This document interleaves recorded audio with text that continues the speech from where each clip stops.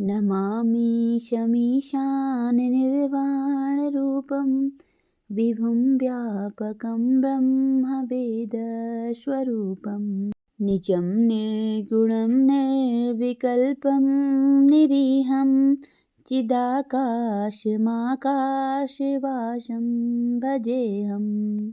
अर्थात हे ईशान, मैं मुक्ति स्वरूप, समर्थ, स्वर व्यापक, ब्रह्म, वेद स्वरूप, निज स्वरूप में स्थित, निर्गुण, निर्विकल्प, निरीह, अनंत, ज्ञानमय और आकाश के समान सर्वत्र व्याप्त प्रभु को प्रणाम करता हूँ। हर हर महादेव। शिव शंकर भोलेनाथ की जय। सभी भक्तों को प्यार भरा नमस्कार। भक्ति संसार में सभी भक्तों का बहुत बहुत स्वागत है। भगवान भोलेनाथ की कृपा आप सभी के जीवन पर बनी रहे। आपका दिन मंगलमय हो, आपका जीवन मंगलमय हो। इन्हीं शुभकामना के साथ प्रारंभ करते हैं आज की वीडियो। शिव पुराण की रुद्र संहिता के 3रे अध्याय में नारद जी भगवान विष्णु से उनका रूप मांगते हैं। सूत जी बोले, महर्षियों, नारद जी के चले जाने पर शिव जी की इच्छा से विष्णु भगवान ने एक अद्भुत माया रची। उन्होंने जिस ओर नारद जी जा रहे थे वहां एक सुंदर नगर बना दिया। वह नगर बैकुंठ लोक से भी अधिक रमणीय था। वहां बहुत से विहार स्थल थे। उस नगर के राजा का नाम शीलनिधि था। उस राजा की एक बहुत सुंदर कन्या थी। उन्होंने अपनी पुत्री के लिए स्वयंवर का आयोजन किया था। उनकी कन्या का वरण करने के लिए उत्सुक बहुत से राजकुमार पधारे थे। वहां बहुत चहल पहल थी। इस नगर की शोभा देखते ही नारद जी का मन मोहित हो गया। जब राजा शीलनिधि ने नारद जी को आते देखा तो उन्हें सादर प्रणाम करके स्वर्ण सिंहासन पर बैठाकर उनकी पूजा की। फिर अपनी देव सुंदरी कन्या को बुलाया, जिसने महर्षि के चरणों में प्रणाम किया। नारद जी से उसका परिचय कराते हुए शीलनिधि ने निवेदन किया, महर्षि, यह मेरी पुत्री श्रीमती है। इसके स्वयंवर का आयोजन किया गया है। इस कन्या के गुण दोषों को बताने की कृपा कीजिए। राजा के ऐसे वचन सुनकर नारद जी बोले, राजन, आपकी कन्या साक्षात लक्ष्मी है। इसका भावी पति भगवान शिव के समान वैभवशाली, त्रिलोकजयी, वीर तथा कामदेव को भी जीतने वाला होगा। ऐसा कहकर नारद मुनि वहां से चल दिए। शिव की माया के कारण वे काम के वशीभूत हो सोचने लगे कि राजकुमारी को कैसे प्राप्त करूं। स्वयंवर में आए सुंदर एवं वैभवशाली राजाओं को छोड़कर भला यह मेरा वरण कैसे करेगी। ये सोचने लगे कि नारियों को सौंदर्य बहुत प्रिय होता है। सौंदर्य को देखकर ही श्रीमती मेरा वरण कर सकती है। ऐसा विचार कर नारद जी फिर विष्णुलोक में जा पहुंचे और उन्हें राजा शीलनिधि की कन्या के स्वयंवर के बारे में बताया तथा उस कन्या के साथ विवाह करने की इच्छा व्यक्त की। उन्होंने भगवान विष्णु से प्रार्थना की कि वे अपना रूप उन्हें प्रदान करें ताकि श्रीमती उन्हें ही वरे। सूत जी कहते हैं, महर्षियों, नारद मुनि की ऐसी बात सुनकर भगवान मधुसूदन हंस पड़े और भगवान शंकर के प्रभाव का अनुभव करके उन्होंने इस प्रकार उत्तर दिया। भगवान विष्णु बोले, हे नारद, वहां आप अवश्य जाइए। मैं आपका हित उसी प्रकार करूंगा जिस प्रकार पीड़ित व्यक्ति का श्रेष्ठ वैद्य करता है, क्योंकि तुम मुझे विशेष प्रिय हो। ऐसा कहकर भगवान विष्णु ने नारद मुनि को वानर का मुख तथा शेष अंगों को अपना मनोहर रूप प्रदान कर दिया। तब नारद जी अत्यंत प्रसन्न होते हुए अपने को परम सुंदर समझकर शीघ्र ही स्वयंवर में आ गए और उस राज्यसभा में जा बैठे। उस सभा में रुद्रगण ब्राह्मण के रूप में बैठे हुए थे। नारद जी का वानर रूप केवल कन्या और रुद्रगणों को ही दिखाई दे रहा था। बाकी सबको नारद जी का वास्तविक रूप ही दिखाई दे रहा था। नारद मन ही मन प्रसन्न होते हुए श्रीमती की प्रतीक्षा कर रहे थे। हे ऋषियों, वह कन्या हाथ में जयमाला लिए अपनी सखियों के साथ स्वयंवर में आई। उसके हाथों में सोने की सुंदर माला थी। वह शुभ लक्षणा राजकुमारी लक्ष्मी के समान अपूर्व शोभा पा रही थी। नारद मुनि का भगवान विष्णु जैसा शरीर और वानर जैसा मुख देख वह कुपित हो गई और उनकी ओर से दृष्टि हटाकर मनोवांछित वर की तलाश में आगे चली गई। सभा में अपने मनपसंद वर को न पाकर वह उदास हो गई। उसने किसी के भी गले में वरमाला नहीं डाली। तभी भगवान विष्णु राजा की वेशभूषा धारण कर वहां आ पहुंचे। विष्णु जी को देखते ही उस परम सुंदरी ने उनके गले में वरमाला डाल दी और विष्णु जी राजकुमारी को साथ लेकर तुरंत अपने लोक को चले गए।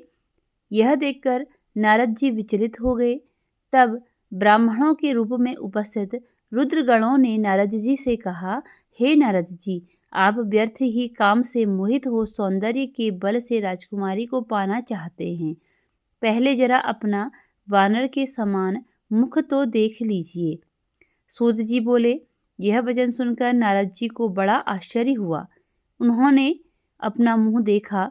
वानर के समान मुख को देखकर वे अत्यंत क्रोधित हो उठे तथा दोनों रुद्रगणों को शाप देते हुए बोले, तुमने एक ब्राह्मण का मजाक उड़ाया है, अतः तुम ब्राह्मण कुल में पैदा होकर भी राक्षस बन जाओ।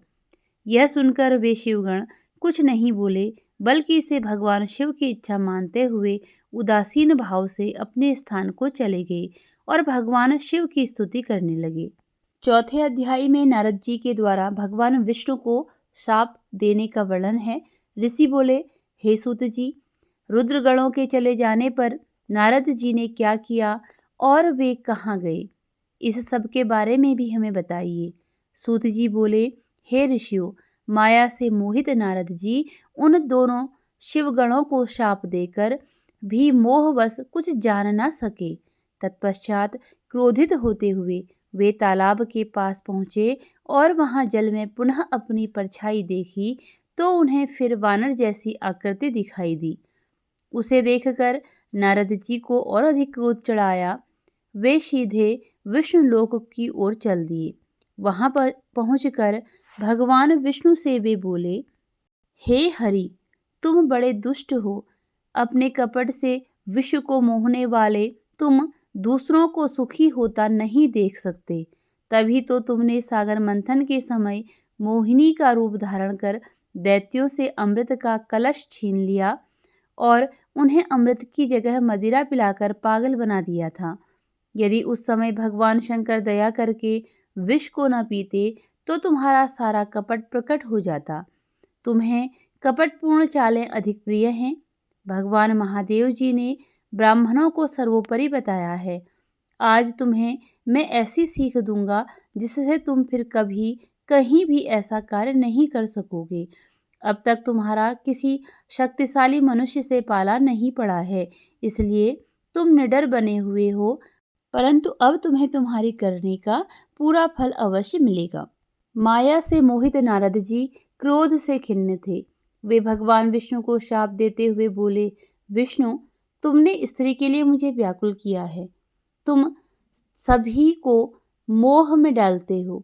तुमने राजा का रूप धारण करके मुझे छला था, इसलिए मैं तुम्हें शाप देता हूँ कि तुम्हारे जिस रूप ने कपट पूर्वक मुझे छला है, तुम्हें वही रूप मिले। तुम राजा होगे और इसी तरह स्त्री का वियोग भोगोगे, जिस तरह मैं भोग रहा हूँ। तुमने जिन वानरों के समान मेरी आकृति बना दी है, वही वानर तुम्हारी सहायता करेंगे। तुम दूसरों को स्त्री वियोग का दुख देते हो, इसलिए तुम्हें भी यही दुख भोगना पड़ेगा। तुम्हारी स्थिति अज्ञान से मोहित मनुष्य जैसी हो जाएगी। अज्ञान से मोहित नारद जी का शाप भगवान विष्णु ने स्वीकार कर लिया। तत्पश्चात उन्होंने महालीला करने वाली मोहिनी माया को समाप्त कर दिया। माया के जाते ही नारद जी का खोया हुआ ज्ञान लौट आया और उनकी बुद्धि पहले की तरह हो गई। उनकी सारी व्याकुलता चली गई तथा मन में आश्चर्य उत्पन्न हो गया। यह सब जानकर नारद जी बहुत पछताने लगे और अपने को धिक्कारते हुए भगवान विष्णु के चरणों में गिर पड़े और उनसे क्षमा मांगने लगे। नारद जी कहने लगे कि मैंने अज्ञानवश होकर और माया के कारण आपको जो शाप दे दिया है वह झूठा हो जाए। भगवान, मेरी बुद्धि खराब हो गई थी जो मैंने आपके लिए बुरे वचन अपनी जबान से निकाले। मैंने बहुत बड़ा पाप किया है। हे प्रभु, मुझ पर कृपा कर मुझे ऐसा कोई उपाय बताइए जिससे मेरा सारा पाप नष्ट हो जाए। कृपया मुझे प्रायश्चित का कोई तरीका बताइए। तब श्री विष्णु ने उन्हें उठाकर मधुर वाणी में कहा, हे महर्षि, आप दुखी ना हो, आप मेरे श्रेष्ठ भक्त हैं, इसमें कोई संदेह नहीं है। नारद जी, आप चिंता मत कीजिए, आप परम धन्य हैं। आपने अहंकार के वशीभूत होकर भगवान शिव की आज्ञा का पालन नहीं किया था, इसलिए उन्होंने ही आपका गर्व नष्ट करने के लिए यह लीला रची थी। वे निर्गुण और निर्विकार हैं और सत, रज और तम आदि गुणों से परे हैं। उन्होंने अपनी माया से ब्रह्मा, विष्णु और महेश तीनों रूपों को प्रकट किया है। निर्गुण अवस्था में उन्हीं का नाम शिव है। वे ही परमात्मा, महेश्वर, परम ब्रह्म, अविनाशी, अनंत और महादेव नामों से जाने जाते हैं। उन्हीं की आज्ञा से ब्रह्मा जी जगत के सृष्टा हुए हैं। मैं तीनों लोकों का पालन करता हूँ और शिव जी रुद्र रूप में सबका संहार करते हैं। वे शिव स्वरूप सबके साक्षी हैं। वे माया से भिन्न और निर्गुण हैं। वे अपने भक्तों पर सदा दया करते हैं। मैं तुम्हें समस्त पापों का नाश करने वाला, भोग एवं मोक्ष प्रदान करने वाला उपाय बताता हूँ। अपने सारे शकों एवं चिंताओं को त्याग कर भगवान शंकर की यश और कीर्ति का गुणगान करो और सदा अनन्य भाव से शिवजी के शतनाम श्रोत का पाठ करो। उनकी उपासना करो तथा प्रतिदिन उनकी पूजा अर्चना करो। जो मनुष्य शरीर, मन और वाणी द्वारा भगवान शिव की उपासना करते हैं, उन्हें पंडित या ज्ञानी कहा जाता है। जो मनुष्य शिवजी की भक्ति करते हैं, उन्हें संसार रूपी भवसागर से तत्काल मुक्ति मिल जाती है। जो लोग पाप रूपी दावानल से पीड़ित हैं, उन्हें शिव नाम रूपी अमृत का पान करना चाहिए। वेदों का पूर्ण ज्ञान प्राप्त करने के पश्चात ही ज्ञानी मनुष्यों ने शिवजी की पूजा को जन्म मरण रूपी संबंधों से मुक्त होने का मनुष्यों सर्वश्रेष्ठ साधन बताया है। इसलिए आज से ही रोज भगवान शिव की कथा सुनो और कहा करो तथा उनका पूजन किया करो। अपने हृदय में भगवान शिव के चरणों की स्थापना करो तथा उनके तीर्थों में निवास करते हुए उनकी स्तुति कर उनका गुणगान करो। इसके बाद नारद जी, तुम मेरी आज्ञा से अपने मनोरथ की सिद्धि के लिए ब्रह्मलोक जाना। वहाँ अपने पिता ब्रह्मा जी की स्तुति करके उनसे शिव महिमा के बारे में पूछना। ब्रह्मा जी शिव भक्तों में श्रेष्ठ हैं। वे तुम्हें भगवान शंकर का महात्म्य और शतनाम स्तोत्र अवश्य सुनाएंगे। आज से ही तुम शिव भक्ति में लीन हो जाओ, वे अवश्य तुम्हारा कल्याण करेंगे। यह कहकर विष्णु जी अंतर्धान हो गए। इसी के साथ चौथा अध्याय समाप्त होता है। मिलते हैं अगली वीडियो में अगले अध्याय के साथ। भगवान शंकर आपके सारे मनोरथ पूर्ण करें। हर हर महादेव। धन्यवाद।